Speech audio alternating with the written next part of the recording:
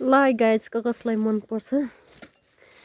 यो चाहिँ पहाडतिर पाउँछ चुचे करेला भन्छ यसको चाहिँ एकदम सब्जी चाहिँ मिठो हुन्छ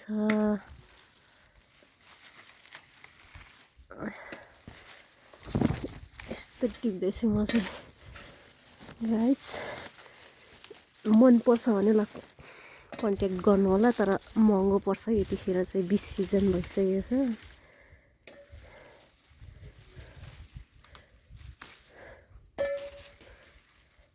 भन्न नभएको अर्काको बारीमा त्यही पनि अर्काको बारीको तरकारी एडभर्टाइज गर्दै हिँड्न पनि अलि नमिल्ने होला घरकोले थाहा पायो भने फेरि मलाई लखेट्ने होला फेरि है